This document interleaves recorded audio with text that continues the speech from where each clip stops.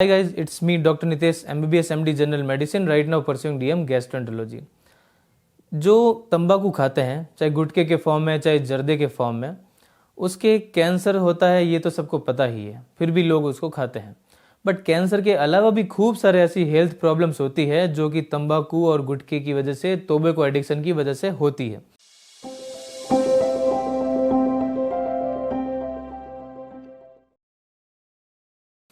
अब अगर oral cavity मुंह से ही अगर स्टार्ट किया जाए तो सबसे पहले तो ये है कि मुंह से बदबू आती है, बैड ब्रेथ होती है, तो सोशली ये काफ़ी ख़राब चीज़ है, सोशली ये एक एम्बरेसिंग चीज़ है।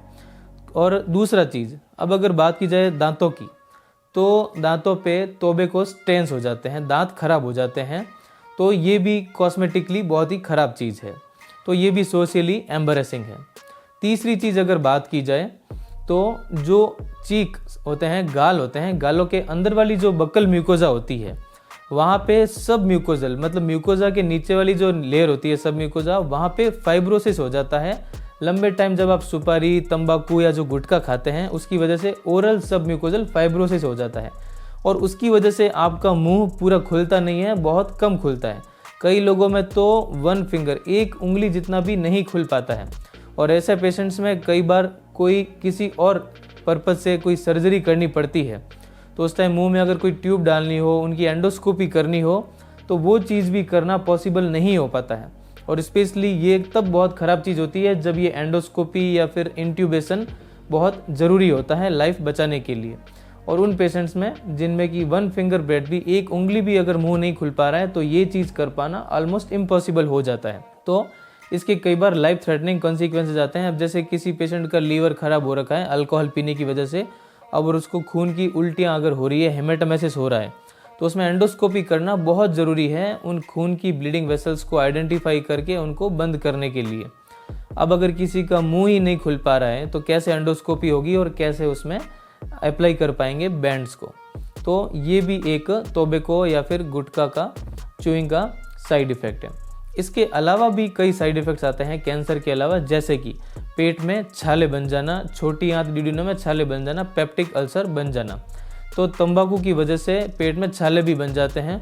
और किसी को ऑलरेडी अगर पेप्टिक अल्सर, पेट के एसिड से अगर अल्सर्स ऑलरेडी बन रखे हैं और वो अगर तंबाकू कंटिन्यू खाते रहते हैं गुटखे या जर्दे के रूप में, तो वो अल्सर के हील होने के, अल्सर के ठीक होने के चांसेस काफ़ी कम हो जाते हैं और वो प्रोग्रेस होता है और कई बार उससे जानलेवा ब्लीडिंग हो जाती है, जानलेवा खून की उल्टियाँ हो जाती है और कई बार वो पेशेंट बहुत ही सीरियस हो जाते हैं और कई बार मेजर सर्जरीज भी करनी पड़ती है।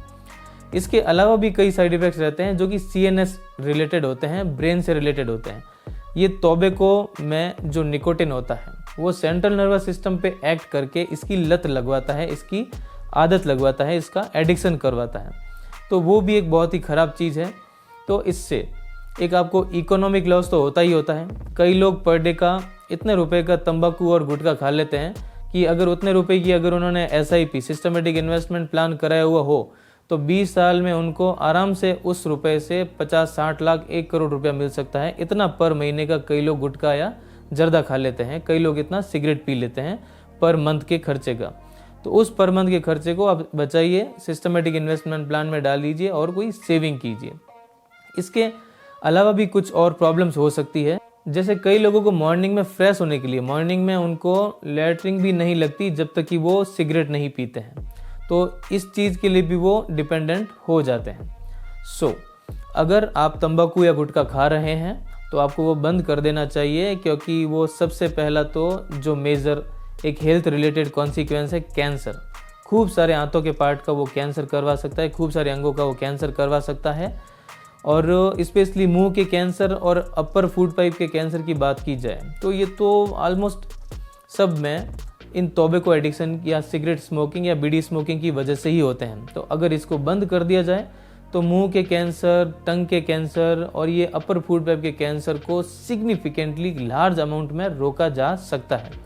और उसके अलावा भी जो छोटे छोटे आपको मैंने हेल्थ रिलेटेड अदर कॉन्सिक्वेंसेज बताए उनसे भी आप बच सकते हैं, जैसे कि कॉस्मेटिकली जो ख़राब दांत हैं, सोशली एम्ब्रेसिंग जो आपके मुंह से बदबू आ रही है और मुंह कम खुलना, पेप्टिक अल्सर, ये सारी चीज़ें और इसका एडिक्शन लगना, लत लगना, इकोनॉमिक लॉस, खूब सारी चीज़ें हो सकती है।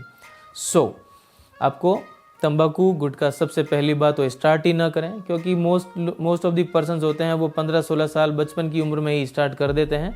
तो हो सके जहाँ तक ऐसे फ्रेंड से, आपको ऐसे दोस्तों से बचना चाहिए जो आपको इसके लिए मोटिवेट करते हो कि क्या ज़िंदगी में क्या रखा है, सिगरेट पी और एंजॉय कर, इसको फैशनेबल बना रखा है, जबकि ये सब बकवास बातें हैं। इनके चक्कर में ना पड़ें। और दूसरा, इनसे जितना हो सके आप दूर रहें, और अगर आप ले रहे हैं तो उसको बंद करें। So thanks for watching.